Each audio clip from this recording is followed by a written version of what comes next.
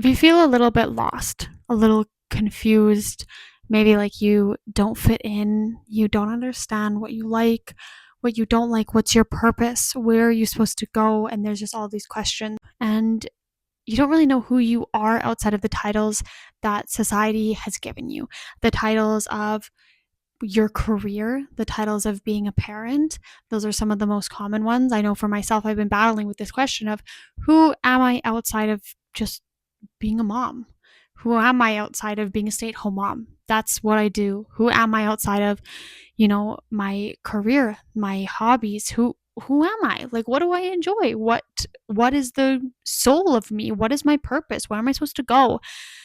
And these questions have been toying in the back of my head for weeks because you get so caught up once you have kids of just being a mom, and you never get to go back to the identity of who you were prior to having kids. And there's so many pieces of you that can get lost once you have kids. They're just cluttered. You're cluttered in and not in the forefront anymore, because in the forefront, the first things that you put is your family and your children and taking care of them. At the end of the day, you realize you're maybe not even taking care of yourself, or at least me. I am not taking care of myself in the way that I want to be, and the goals that I used to have, and the way that I used to strive for things, and the way that I would feel, and all of these things.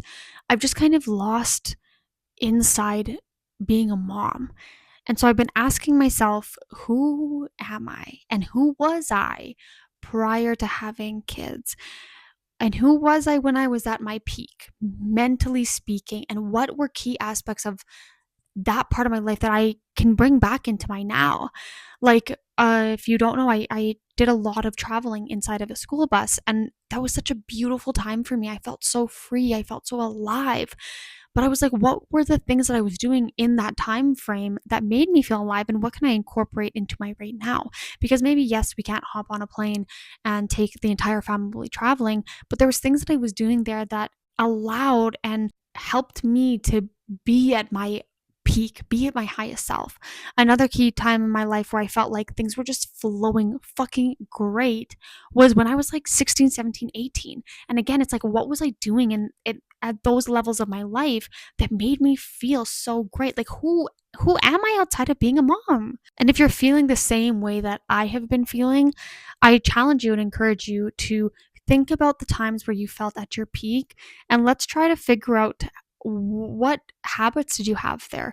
What things were you eating? What were you doing? How were you treating yourself? Where were you going? Like kind of analyze and dissect that time period, and then look at your right now of like, what are you doing right now, and why aren't you including those things into your life? Is there a way that you can include them into your life? One thing that I did, today, and I've had a phenomenal freaking day today, and I woke up early. I woke up before my kids, which is applause to me, because if you have children, young children, they get up at the ass crack of dawn. So when you can get up before them and they don't match your schedule that day, it is incredible.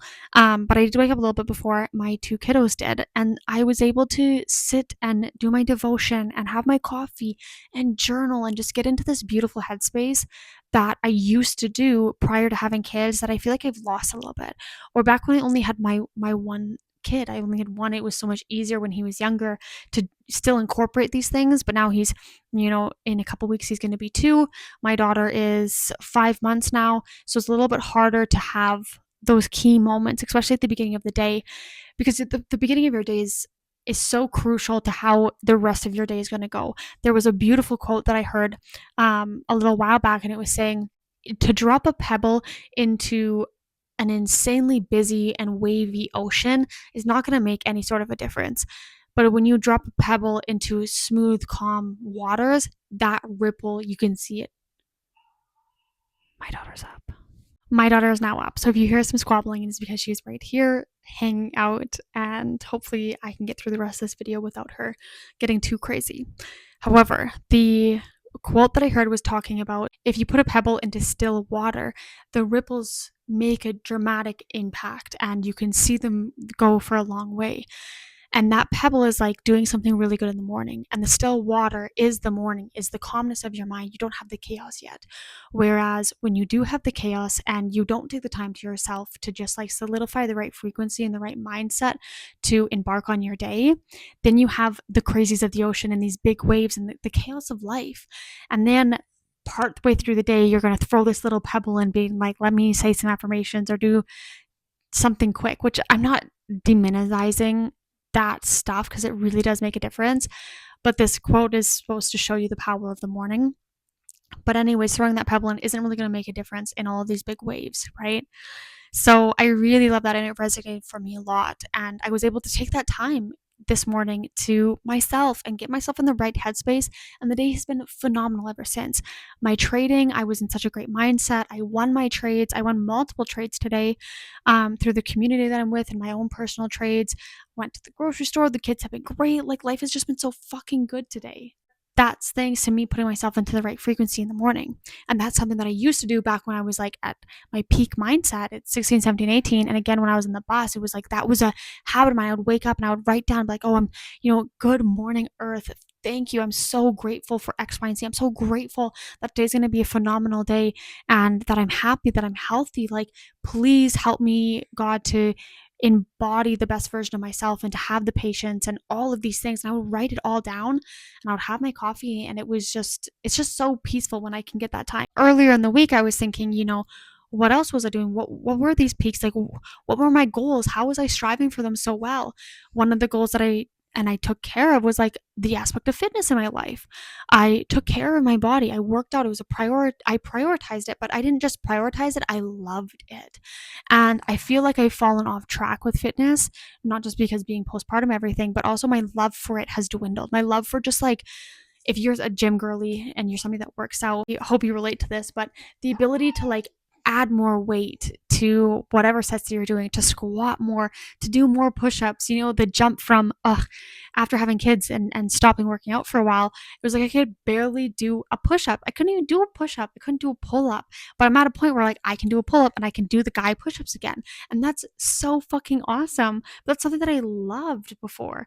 And I'm falling back into that of like, that's who I am. That's a part of my core and I never want to lose that again. Also, just like my love for learning. There was things that I was always, watching videos and learning new things and learning new skills and trying new stuff. That was another thing with the bus was like I was going places and exploring and seeing new things. And, how can I incorporate that now? And yeah, we might be on a little bit tighter of a budget, but there's things that I can do that can still give you the taste of like newness. So every week I'm trying a new recipe just for fun because it's an experience to try something new. I've been really enjoying it. Some of the recipes have been terrible and disgusting.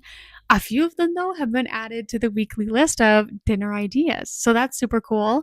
And with the learning, I've decided, yeah, why not?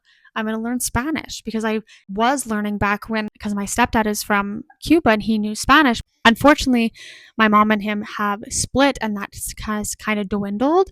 But I'm like, why would I not be learning that again? That's something that I can get that like satisfaction from and that sure it's so good to learn new things, let's be honest.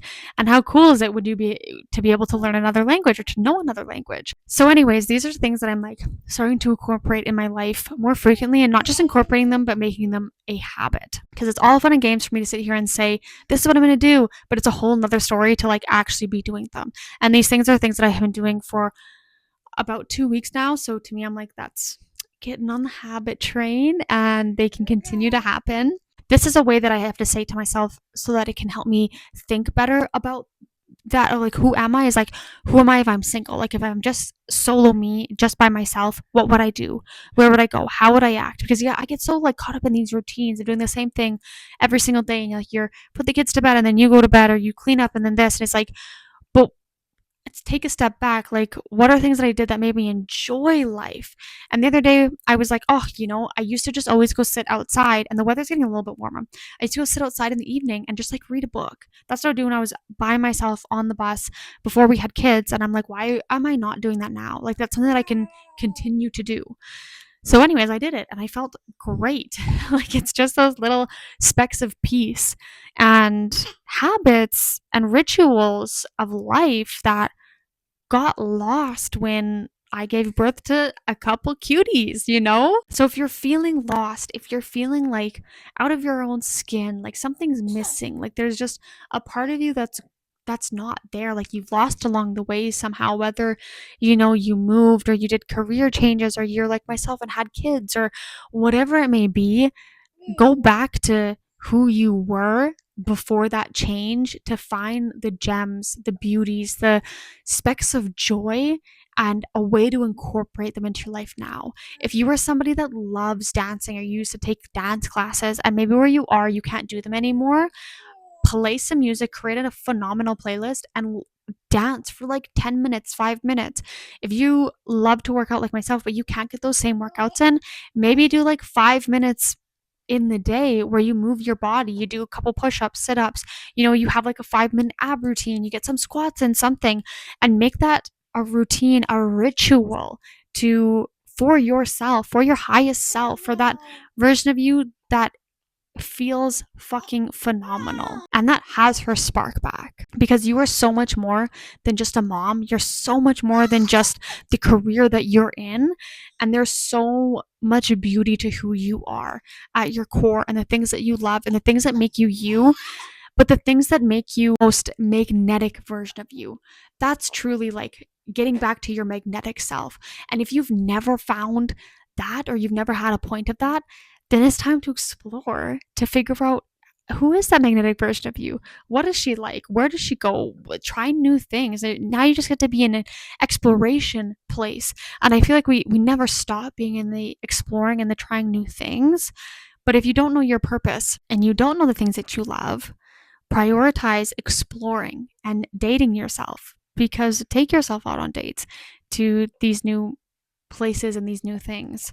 I struggle, and I've said this before in different videos, I struggle taking myself out on solo dates. Like I'll always make excuses on why I can't go, or like I don't feel like it anymore. And it's really just me making excuses. But something that I've recently been telling myself is, because I don't cancel plans anymore when I'm meeting somebody there. Like if I'm meeting a friend or, a family member somewhere, we're gonna go for dinner or go do this, whatever. I don't cancel those plans, but somehow if it's just me doing it by myself, I do. Something that I've recently been telling myself is like, oh, I'm meeting my higher self there. I'm meeting somebody there, and it's that version of me. And when I word it like that in my head, it makes me show up for myself, because how you show up for yourself and how you treat yourself is how the universe treats you, is how people treat you. Everybody's a reflection. So the more that you can show up for yourself, the more other people show up for you.